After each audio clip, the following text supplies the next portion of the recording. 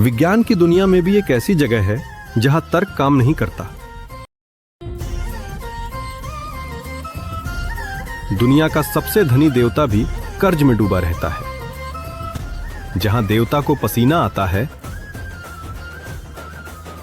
पत्थर सागर की कहानी कहते हैं, और हर दिन 1 लाख लोग यहां मात्र 3 पल की कृपा पाने के लिए आते हैं। क्यों?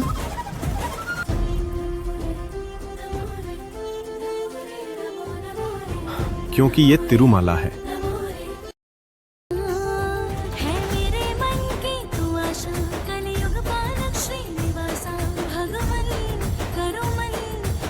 पृथ्वी का वैकुंठ। आज हम सिर्फ एक मंदिर के दर्शन नहीं कर रहे हैं,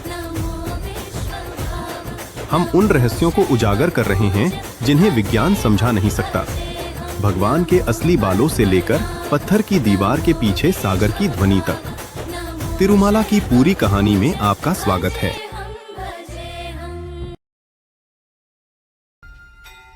हजारों वर्ष पूर्व सरस्वती नदी के तट पर महान ऋषि एक विशाल यज्ञ के लिए एकत्रित हुए, परंतु एक ऐसा वाद विवाद हुआ जिसने स्वर्ग को झकझोर दिया।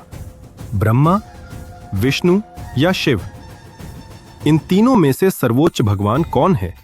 सबसे अधिक धैर्यवान और प्राथमिक अर्पण के योग्य कौन है?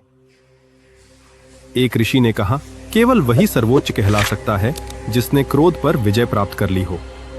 इस प्रश्न का उत्तर जानने के लिए उन्होंने ब्रह्मा के पुत्र, अपनी बुद्धिमत्ता और उग्र स्वभाव के लिए प्रसिद्ध ऋषि भृगु को चुना।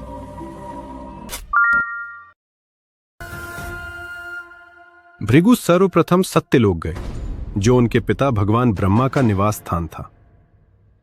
उनकी परीक्षा लेने के लिए भृगु ने जानबूझकर अपने पिता की अवहेलना की, उन्हें प्रणाम करने या नमस्कार करने से इनकार कर दिया। ब्रह्मा को अहंकार की चिंगारी महसूस हुई। वे अपने पुत्र के व्यवहार से आहत हुए। भृगु ने यह बात समझी, जो देवता आहत हो सकते हैं वे अभी गुणों से परे नहीं हैं। वे बिना कुछ कहे चले गए।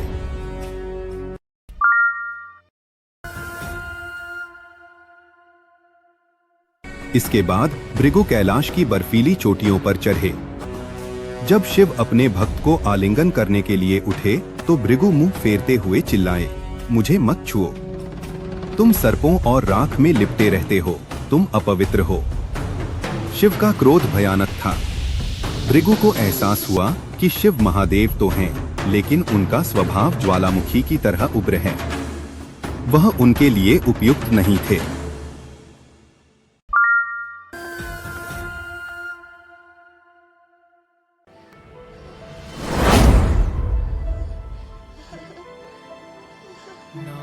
अंततः भृगु वैकुंठ पहुंच गए। जब उन्होंने देखा कि विष्णु सो रहे हैं और संसार संघर्ष कर रहा है, तो भृगु का क्रोध चरम पर पहुंच गया। अहंकार के एक क्षण में उन्होंने अकल्पनीय कार्य किया। उन्होंने ब्रह्मांड के हृदय पर लात मारी, ठीक उसी स्थान पर जहां देवी लक्ष्मी निवास करती है। ब्रह्मांड थम सा गया, लेकिन विष्णु ने पलटवार नहीं किया। इसके बजाय उन्होंने भृगु के पैर को अपने हाथों में लिया और धीरे से मालिश की।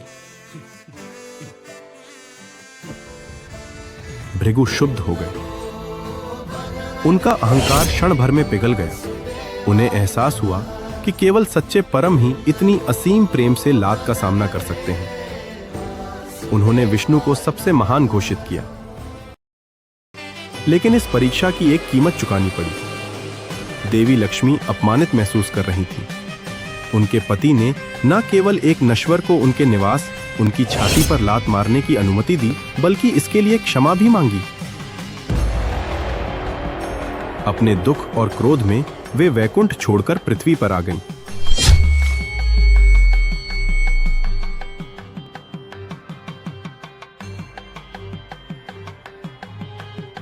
यह लात ही चिंगारी थी। अपनी खोई हुई लक्ष्मी को खोजने के लिए विष्णु जल्द ही एक एकांत वनवासी के रूप में 7 पहाड़ियों में अवतरित हुए। तिरुपति की कहानी इसी एक लात से शुरू होती है। जब देवी लक्ष्मी वैकुंठ छोड़कर कोल्हापुर गईं, तो स्वर्ग में सन्नाटा छा गया।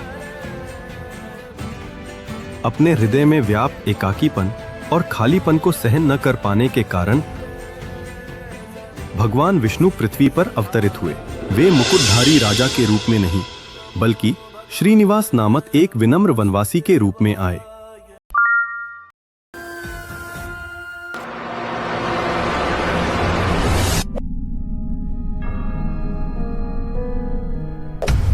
उन्होंने एक दीमक के टीले को अपना निवास स्थान चुना। न भोजन, न पानी, न आराम। ब्रह्मांड के स्वामी अब एक तपस्वी के रूप में ध्यान में लीन होकर किसी संकेत की प्रतीक्षा कर रहे थे। उच्च लोकों में ब्रह्मा और शिव शोक से देख रहे थे। उनके प्रभु भूखे थे। वे जानते थे कि उन्हें हस्तक्षेप करना होगा, लेकिन वे उन्हें भोजन यूं ही नहीं दे सकते थे। यह एक दिव्य लीला होनी थी। वे कोल्हापुर में देवी लक्ष्मी के पास गए। ब्रह्मा ने कहा, माँ, हमारे प्रभु व्यथित हैं। उन्हें भोजन की आवश्यकता है। आप ग्वालिन बन जाइए और हम गाय और बछड़ा बन जाएंगे।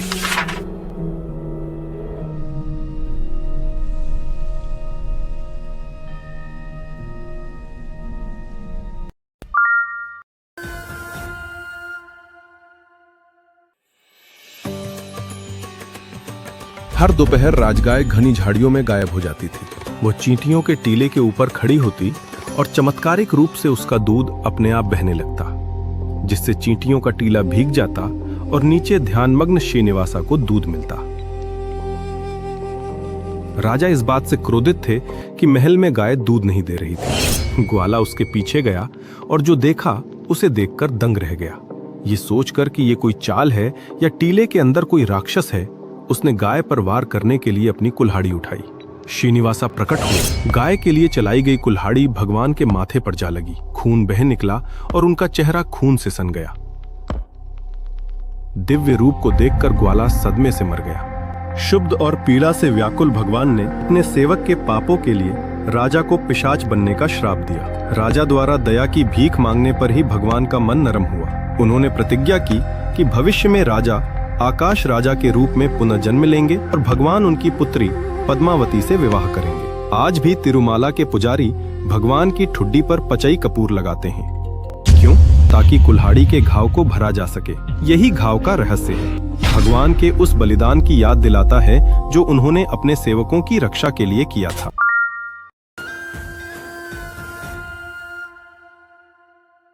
वर्ष बीतते गए। चोल राजा आकाश राजा के रूप में पुनर्जन्म लिया। उन्हें एक सुनहरे कमल में एक बच्ची मिली और उन्होंने उसका नाम पद्मावती रखा। एक दिन एक जंगली हाथी का पीछा करते हुए श्रीनिवासा ने उसे राजमहल के बगीचों में देखा।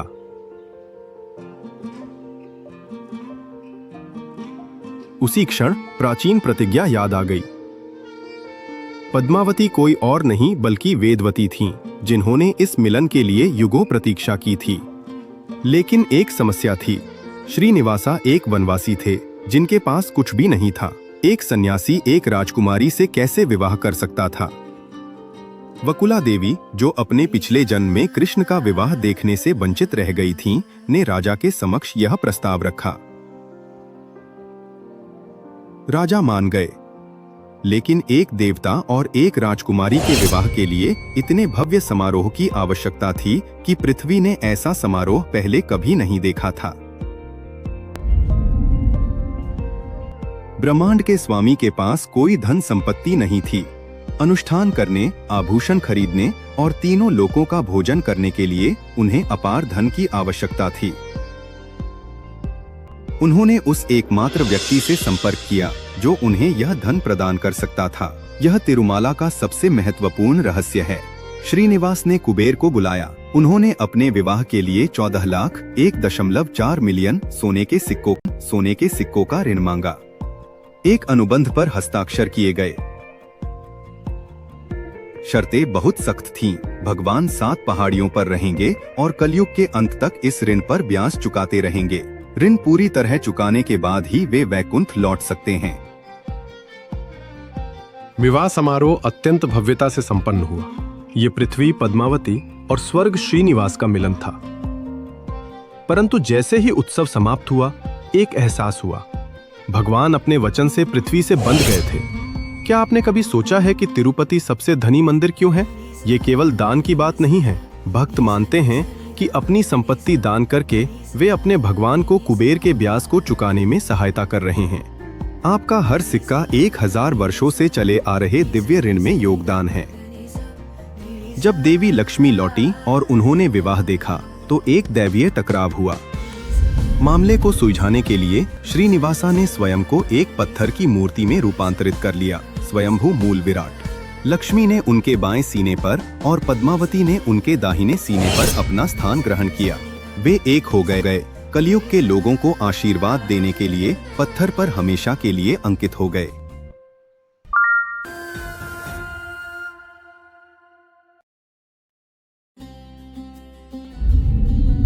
मूना विराट को ध्यान से देखिए। देवता के बाल पत्थर से तराशे हुए नहीं हैं। ये चिकने, रेशमी और असली इंसानी बाल हैं। किंवदंती है कि जंगल में एक दुर्घटना के दौरान भगवान के कुछ बाल गिर गए थे। नीला देवी नाम की एक गंधर्व राजकुमारी ने अपने बाल काटकर उन्हें अर्पित किए। उन्होंने उन्हें स्वीकार कर लिया और वादा किया कि जो कोई भी उनके मंदिर में अपने बाल अर्पित करेगा, उसका अहंकार दूर हो जाएगा। यदि आप सौभाग्यशाली हों और गर्भगृह में मूर्ति के पीछे खड़े हों, तो अपना कान देवता की पीठ से लगाइए। आपको सन्नाटा नहीं सुनाई देगा। आपको समुद्र की लहरों के किनारे से टकराने की लयबद्ध ध्वनि सुनाई देगी। समुद्र से मीलों दूर होने के बावजूद 7 पहाड़ियों के भगवान अपने भीतर क्षीर सागर, दूधिया सागर की ध्वनि धारण किए हुए हैं। तिरुमाला की पहाड़ियां अक्सर ठंडी रहती हैं, लेकिन गर्भगृह को एक विशेष रूप से कम तापमान पर रखा जाता है। फिर भी भगवान वेंकटेश्वर की मूर्ति का तापमान हमेशा 110 डिग्री फ़ारेनहाइट के आसपास स्थिर रहता है। पवित्र अभिषेक के बाद हर सुबह भगवान के शरीर पर पसीने की बूंदें दिखाई देती हैं। पुरोहितों को उन्हें लगातार रेशमी कपड़े से पोंछकर सूखा रखना पड़ता है। कच्चा कपूर अत्यधिक अम्लीय होता है। अगर इसे साधारण ग्रेनाइट पर लगाया जाए तो पत्थर में कुछ ही दिनों में दरारें पड़ जाएंगी। फिर भी तिरुमाला में सदियों से देवता की प्रतिमा पर प्रतिदिन पचई कपूरम लगाया जाता है। पत्थर आज भी बेदाग है, इतना चिकना जैसे कल ही बना हो। विज्ञान यह नहीं समझा सकता कि रासायनिक प्रतिक्रिया इस विशेष पत्थर को प्रभावित क्यों नहीं करती। जब आप मंदिर के मुख्य द्वार पर खड़े होते हैं तो भगवान बिल्कुल केंद्र में दिखाई देते हैं, लेकिन रहस्य यह है, वे केंद्र में नहीं हैं। यदि आप गर्भगृह को मापें तो मूर्ति वास्तव में दाहिने कोने में स्थापित है। बाहर से देखने पर यह संरेखण एक गणितीय और आध्यात्मिक चमत्कार है जो साधारण वास्तुशिल्पीय तर्क को चुनौती देता है। भगवान की पूजा में प्रयुक्त प्रत्येक फूल, दूध की प्रत्येक बूंद और प्रत्येक पत्ता 22 किलोमीटर दूर स्थित एक विशेष गुप्त गांव से आता है। रहस्य क्या है? किसी भी बाहरी व्यक्ति को इस गांव में प्रवेश करने की अनुमति नहीं है। किसी भी वाहन की अनुमति नहीं है। वहां के लोग पूर्ण वैदिक शुद्धता में रहते हैं और यहाँ तक कि सामग्री लाने वाले पुजारी को भी आंखें ढककर आना पड़ता है।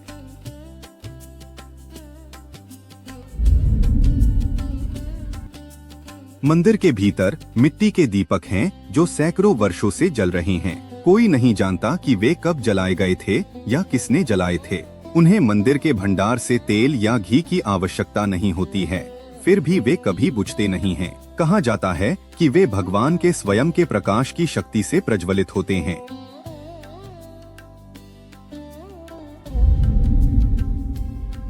दैनिक अनुष्ठानों के बाद भगवान को सजाने के लिए इस्तेमाल किए गए फूल भक्तों को नहीं दिए जाते और न ही फेंके जाते हैं। उन्हें मूर्ति के पीछे स्थित एक छोटे झरने में बहा दिया जाता है। किंवदंती कहती है कि ये फूल एक गुप्त भूमिगत सुरंग से होकर गुजरते हैं और मीलों दूर येरपेरू नामक स्थान पर पुनः प्रकट होते हैं और आज भी उतने ही ताजे महकते हैं जितने कि अर्पित किए जाने के समय थे। दिन के कुछ निश्चित समयों पर जब सूर्य मंदिर पर एक विशेष कोण से पड़ता है तो विमान प्रदक्षिणाम की दीवार पर एक छाया पड़ती है। यह छाया भगवान के रूप से हूबहू मिलती जुलती है। जबकि ऐसी आकृति बनाने में कोई भौतिक संरचना बाधा नहीं डालती। यह एक ऐसी छाया है जिसका कोई स्रोत नहीं है। भगवान की आंखें आमतौर पर कपूर से बने गाढ़े सफेद नामम से ढकी रहती हैं, क्योंकि कहा जाता है कि उनकी सीधी दृष्टि संसार के लिए असहनीय है। लेकिन गुरुवार को नेत्र दर्शन के दौरान नामम को पतला कर दिया जाता है।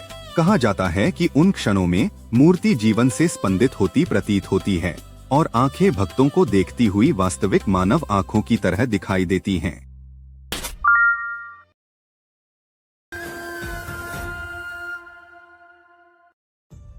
तिरुमाला का निर्माण एक दिन में नहीं हुआ था। यह भारतीय इतिहास का जीवंत वृत्तांत है।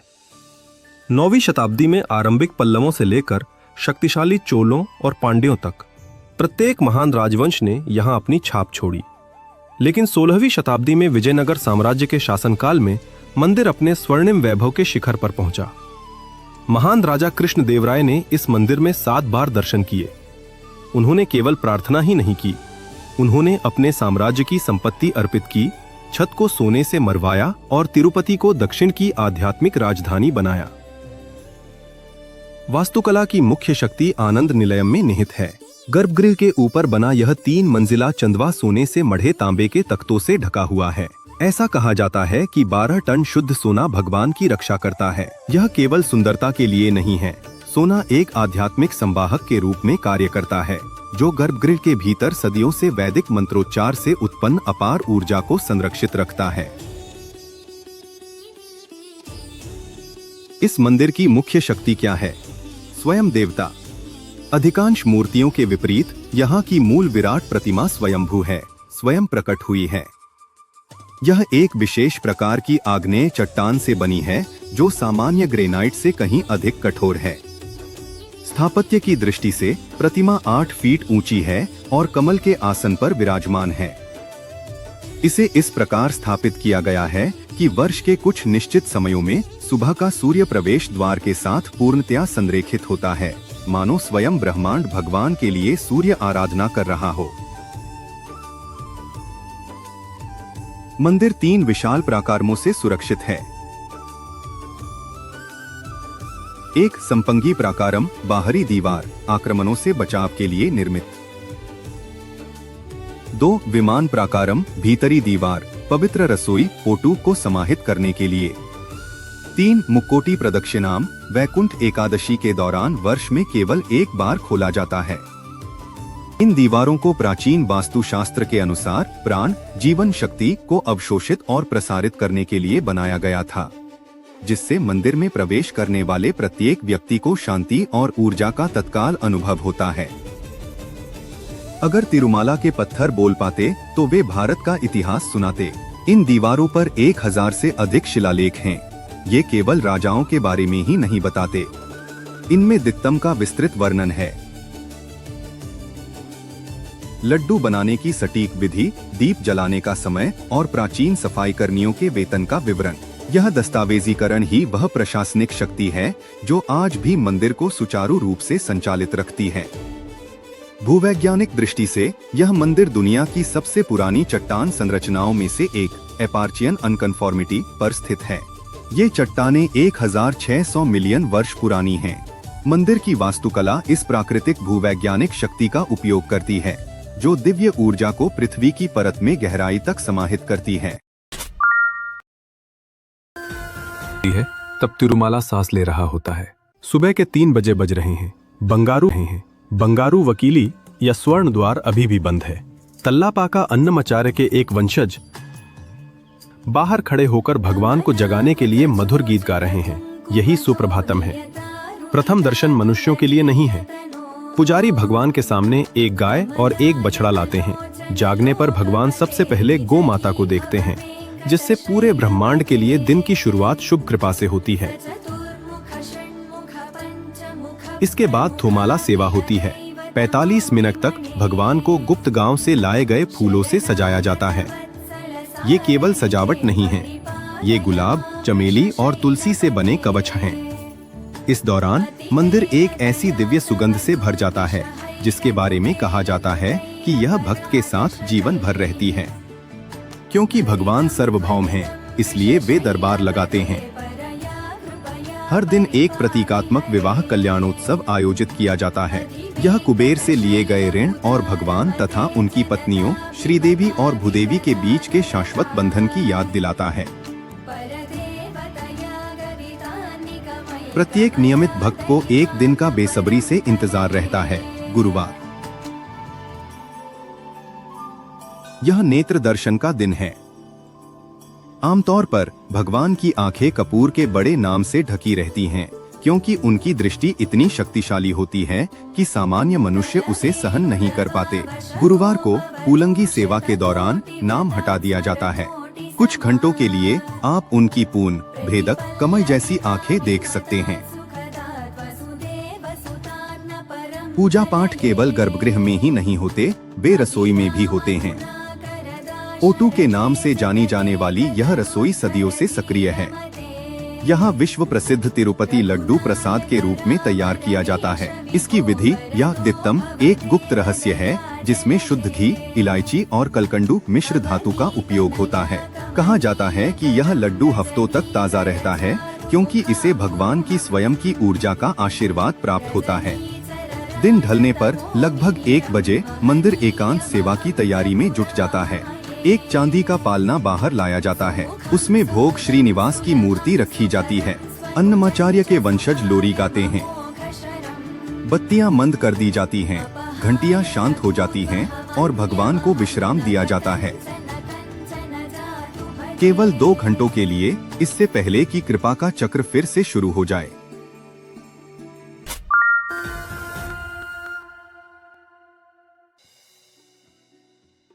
तिरुमाला आंध्र प्रदेश के चित्तूर जिले में स्थित है।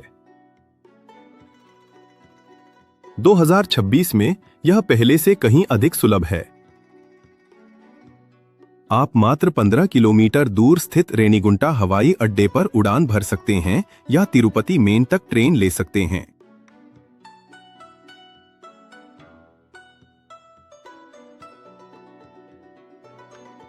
वाहन चालकों के लिए घाट की सड़कें शेषाचलम वन का मनमोहक दृश्य प्रस्तुत करती हैं, लेकिन ध्यान रखें, सुरक्षा के लिए चढ़ाई और ढलान वाली सड़कें अलग-अलग हैं। चेतावनी, एजेंटों या अनौपचारिक वेबसाइटों के झांसे में न आएं।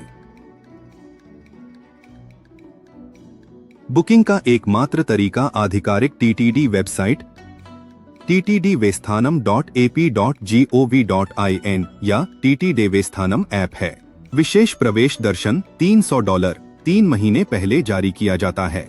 जारी होने के कुछ ही मिनटों के भीतर बुक करें। निर्धारित सर्व दर्शन निःशुल्क। इसके लिए आपको तिरुपति जैसे भूदेवी कॉम्प्लेक्स में काउंटरों से अपने आधार कार्ड का उपयोग करके एक टोकन प्राप्त करना होगा।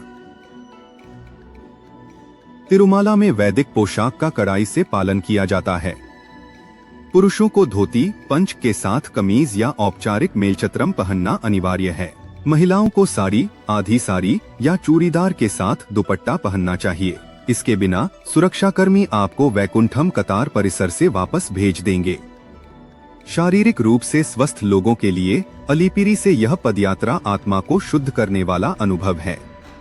इसमें लगभग 3 से 5 घंटे लगते हैं। श्रीवारी मेट्टू 2388 सीढ़ियां नामक एक दूसरा छोटा मार्ग भी है, जो अधिक खड़ी चढ़ाई वाला है, लेकिन तेज गति से तय किया जा सकता है। इन सीढ़ियों पर चलना शरण या पूर्ण समर्पण का प्रतीक है। दर्शन से पहले कई भक्त कल्याण कट्टा पर अपने बाल अर्पित करना पसंद करते हैं। 2026 में यह प्रक्रिया अत्यंत व्यवस्थित और स्वच्छतापूर्ण तरीके से संपन्न की गई। यह भगवान के सामने खड़े होने से पहले अपने अहंकार और अभिमान को त्यागने का प्रतीक है। चाहे आप 2 घंटे प्रतीक्षा करें या 20 घंटे, भगवान के सामने बिताया गया वह एक क्षण सब कुछ भुला देता है। आप एक आगंतुक के रूप में प्रवेश करते हैं, लेकिन एक भक्त बनकर विदा होते हैं। यदि इस मार्गदर्शिका से आपको सहायता मिली है, तो कृपया इसे अपने परिवार के साथ साझा करें और सीक्रेट्स ऑफ डिवाइन टेम्पल्स की सदस्यता लें। वेंकटेश्वर की कृपा सभी तक पहुँचे। गोविंदा गोविंदा।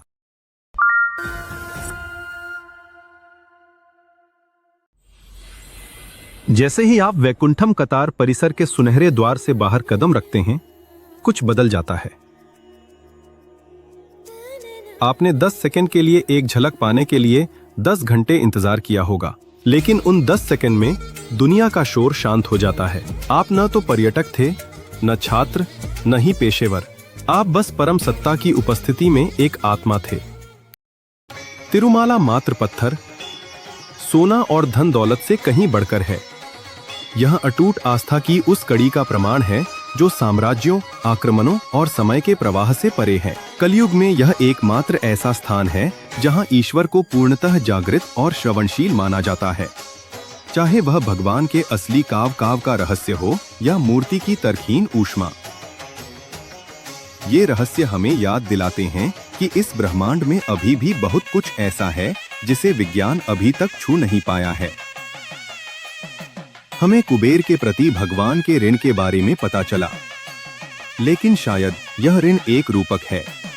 हम भगवान को अपना सब कुछ दे देते हैं और फिर यह एहसास होता है कि हमारी हर संपत्ति तो शुरू से ही उनकी थी। 7 पहाड़ियों से होकर हमारी यात्रा यहीं समाप्त होती है, लेकिन हमारी प्राचीन भूमि के रहस्य अनंत हैं। हर मंदिर का एक रहस्य है, हर पत्थर की अपनी एक कहानी है, और हम उन सभी को उजागर करने के लिए यहाँ आए हैं। अगर आज भगवान वेंकटेश्वर की कहानी ने आपके दिल को छू लिया है, तो कृपया इस वीडियो को लाइक करें और इसे किसी ऐसे व्यक्ति के साथ शेयर करें जिसे उनके आशीर्वाद की जरूरत है। हमें कमेंट्स में बताएं, तिरुपति का वह कौन सा रहस्य है जिसने आपको सबसे ज्यादा आश्चर्यचकित किया, या अगर आपने तिरुपति की यात्रा की है तो अपनी कोई चमत्कारिक कहानी साझा करें। सब्सक्राइब करना और बेल आइकन दबाना न भूलें ताकि आप हमारे अगले दिव्य भ्रमण में हमारे साथ जुड़ सकें।